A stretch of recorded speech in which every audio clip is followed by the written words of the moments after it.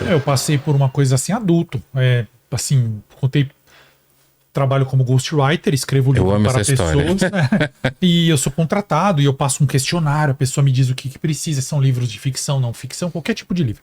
Aí uma família me contatou e falou assim: vem aqui para escrever o livro do nosso pai. A moça me contatou, aí eu perguntei umas coisas, fiz o pré-orçamento, ela topou, fui lá.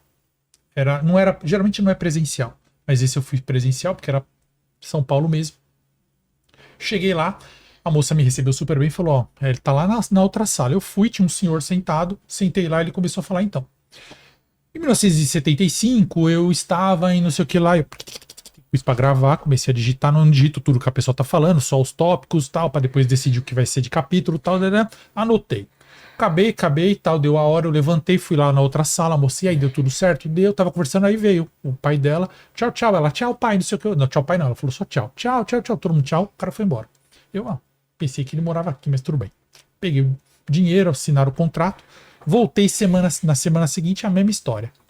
Na terceira semana, que não foi seguida, essa pulou um pouquinho, sentei lá, não tinha ninguém na cadeira. Sentei, fiquei esperando. Aí a moça veio e falou: hoje vai atrasar um pouquinho, você se incomoda? Eu, não, sem problema. Tá reservado o horário aqui. Demorou. Aí veio essa mesma moça com outra moça, uma moça de 18 anos. Mais ou menos assim, diferente daquele tiozão. Pôs essa moça na cadeira, a moça fez assim pra mim, sorrindo. Aí ela, continuando o livro. Aí eu, quê? Ou seja, aí o pai tava falando com o espírito, tava conversando com uma incorporação. Mas você viu ele? Não, aquele senhor era um médium. E essa menina também era um médium. Aquele senhor era um médium qualquer. Eles incorporavam o mesmo espírito, falecido, entendeu? E o mais engraçado, assim, se eu tivesse começado com a moça, aí seria menos traumático pra mim. Porque eles já me avisariam, mas não.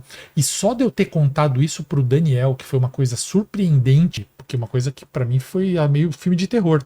Eu recebi o contato de 2 livros de entidades. E eu tô escrevendo o livro como ghostwriter de uma pessoa que essa aí eu vou poder até me identificar depois, mais tarde, que também é uma entidade. Só de que ghost mesmo. De ghost.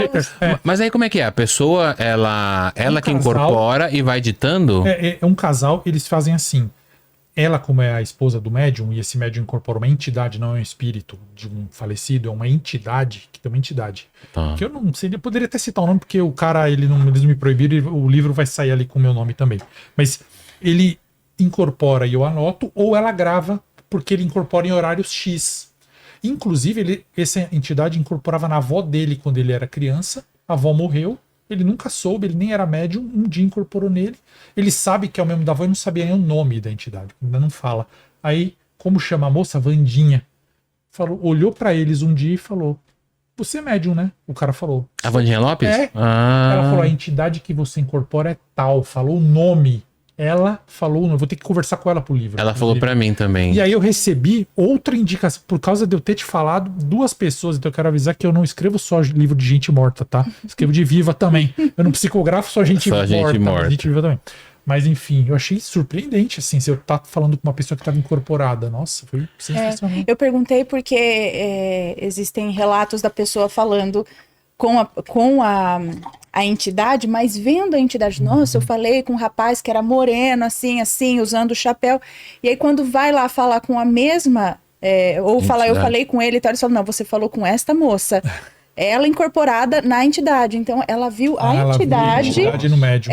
No médium. Por isso que eu perguntei, achei que o rapaz poderia ser, você não, era um cara viu, normal. mas na menina.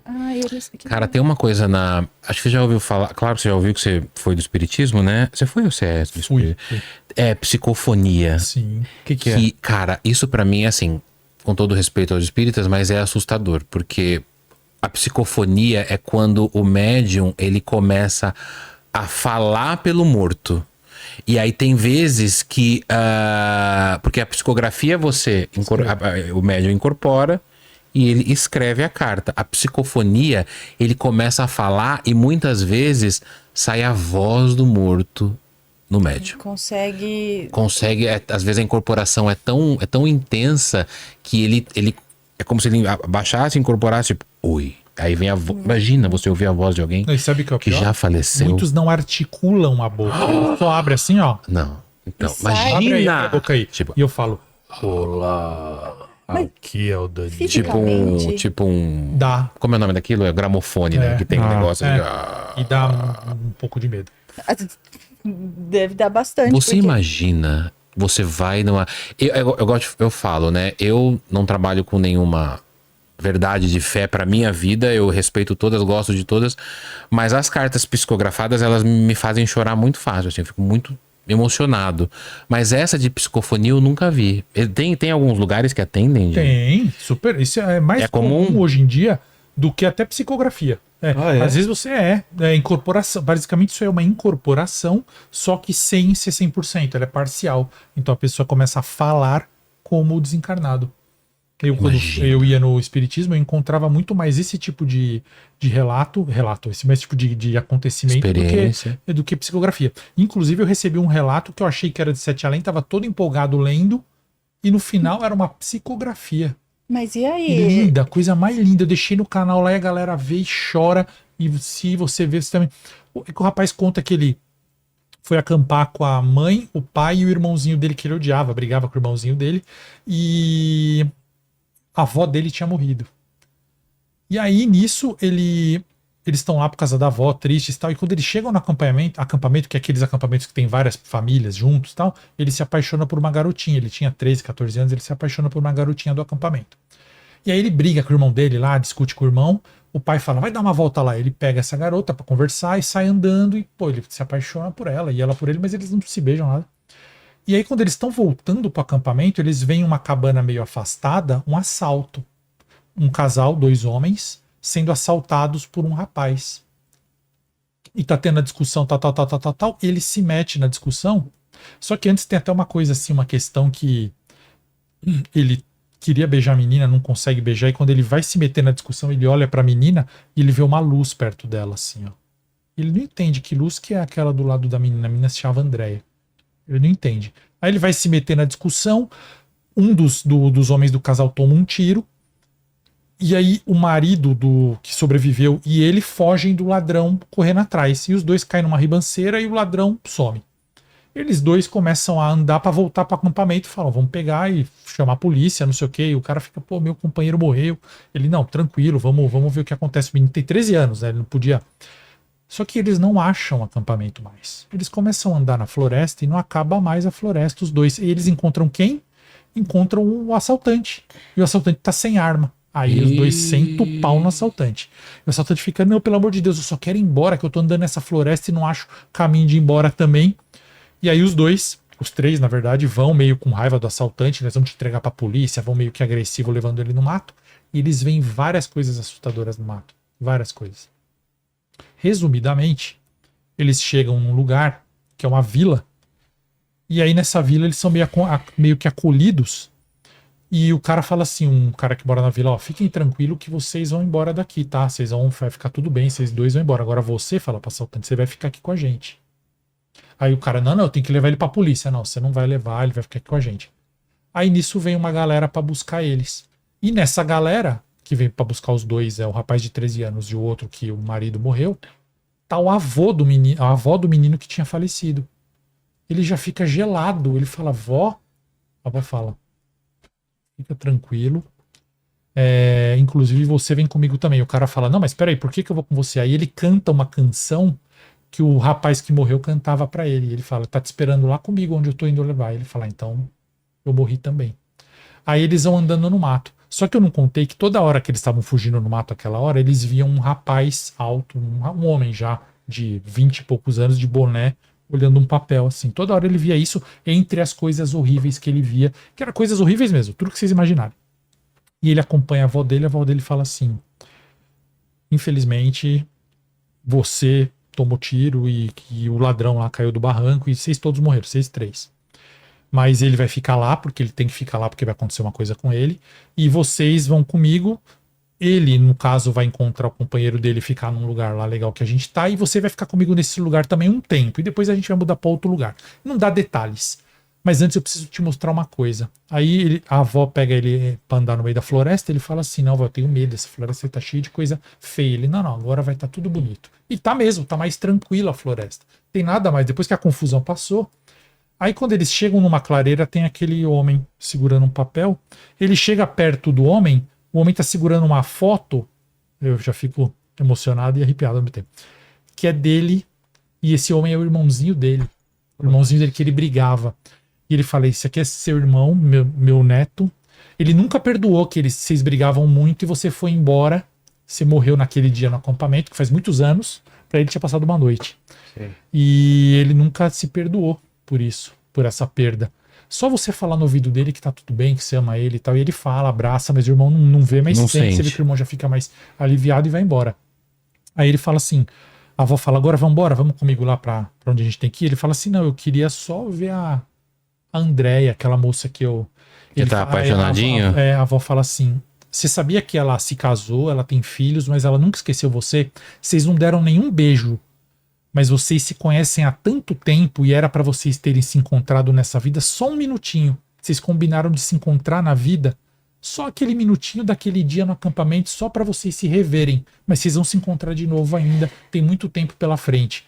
Mas ela casou, ela tá bem, ela tá uma mulher linda. Ele até, a avó acho que mostra, mas ela nunca te esqueceu. E aí, ele pede pra ver a garota. Ela fala, eu não posso mostrar como ela tá agora, mas... A avó leva ele pra ver a garota. Como ela tá nova no dia do acampamento.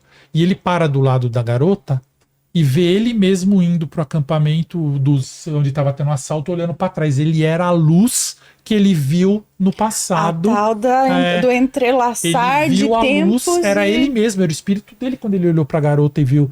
E aí ele vai embora, e aí ele termina falando, isso é uma psicografia. Nossa, eu achando que era um relato de Sete Além de terror, mas é um relato lindo e eu vou deixar. E dá medo em alguns momentos, mas é um relato super longo, assim. Então é ele contando já como espírito um médium tudo, né? mandou pra mim. Entendi. Então, é legal esse negócio ele ver ele e não sei o que e tal. Que tem uma história da moça, ela era amiga de uma menina, elas tinham cerca de 12, 13 anos. E essa menina era muito linda, ela falou, sabe, assim, ela tinha aquele cabelo dos sonhos, um olho maravilhoso, ela era linda. E ela falou, eu era normal.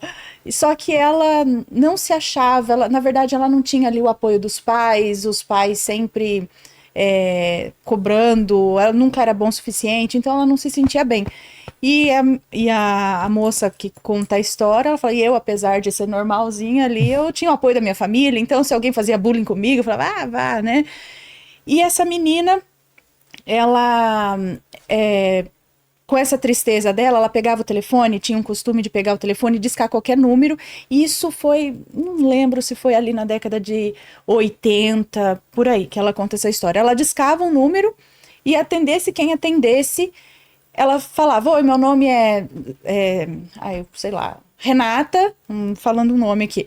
E, minha vida acontece... Ela desabafava, sabe, com quem atendia até enquanto falasse. Ela tinha esse costume. E aí ela falou também que estava pensando em... vira e mexe, ela falava, deixava carta, que ela queria acabar com tudo, enfim. Sei que o tempo passou, essa moça, eles perderam contato... não, um dia essa menina contou pra amiga que tava pensando em acabar com tudo lá, mas tinha desistido e tava muito bem e não sei o que, e aí elas perderam contato, que alguém falou com ela no telefone e ela desistiu. O tempo passou, muitos anos, essa amiga que tá contando o relato se casou e tal, e nunca mais soube dessa menina, que era bonitinha e tal. E um dia o telefone dela toca, um número desconhecido, mas ela falou, eu sempre atendo, porque eu tenho filhos, eu tenho sobrinhos, e de repente precisa ligar, né, de algum telefone desconhecido. Ela atendeu, e era uma voz falando, oi, eu sou a Renata, e a minha vida tá muito ruim, e não sei o que lá, tudo. E ela falou, gente, é o que ela me contou, é a minha amiga lá de quando ela tinha 13 anos, e agora ela com 40 e tantos anos, sabe? Aí ela falou, olha, Renata, você é linda, o seu pai não faz isso pra você porque ele sofreu muito. Ela foi dando várias... Confortou, falou, você vai se casar. Ela ficou sabendo que ela se casou com um cara de Minas, um fazendeiro. Ela falou, olha, você vai casar com um cara muito legal que te ama, ele só tá esperando você crescer, você vai ter uma vida linda, filhos e tal, então tem muita coisa. Tipo, encheu a bola dela, falou que a vida dela ia ser ótima, porque realmente ela sabia, né, da história, do que ela tinha conseguido depois. E ela perguntou, mas quem é você, né? Ela falou, eu sou seu anjo da guarda. Não conta isso pra ninguém, conta só pra... E deu o nome dela. E continua aí, vai firme que vai dar tudo certo. E foi isso que ela contou pra ela lá atrás. E ela falou, gente... Então, ela falou com uma amiga lá no passado. Esse negócio de telefone, de tempo e espaço. Quem fez essa conexão aí foi um anjo, foi alguma coisa boa. Então, né? Ai, muito legal. Ai, acho muito legal. Cara, eu tô recebendo muita coisa que eu achei engraçado de... Tem um filme que que o cara falava através do rádio, né? Se comunicava. Puta, que filme mais... Bom pra caramba. O apelido do meu filho, segundo filho, é Chefinho, por causa desse filme. Com o Dennis Quaid. Esse filme se chama Frequência... Com o Dennis Quaid mesmo, cara. Dennis Quaid e o... Eu tô vendo a cara do cara na minha frente, mas não vou saber. Cavaziel. Hã? O Jim Cavaziel. Jim Caviezel faz o filho dele, que é policial, e o pai era bombeiro. Puta, esse filme é muito bom. É bom, né? Cara, a mais legal é a hora que o ladrão tá lutando com ele e o braço do cara começa a derreter, você lembra? Porque o pai queima o braço dá um tiro no braço do cara no passado. Que eles falam, o pai e o filho se conversam por um rádio. O filho perdeu o pai há muitos anos, porque o pai era bombeiro, e o filho vira policial e super frustrado porque perdeu o pai, e aí ele acha um rádio velho que o pai só ficava naquele rádio. E ele liga o rádio e começa a conversar com o pai no passado. E ele lembra do pai falar com um estranho o tempo todo, no passado era ele. Só que com isso eles desvendam um crime que nunca tinha sido solucionado há 30 anos. É sensacional. Vou ver hoje esse filme. Alta frequência. Alta frequência. Muito bom. Sabia que tinha frequência. Esse filme é muito...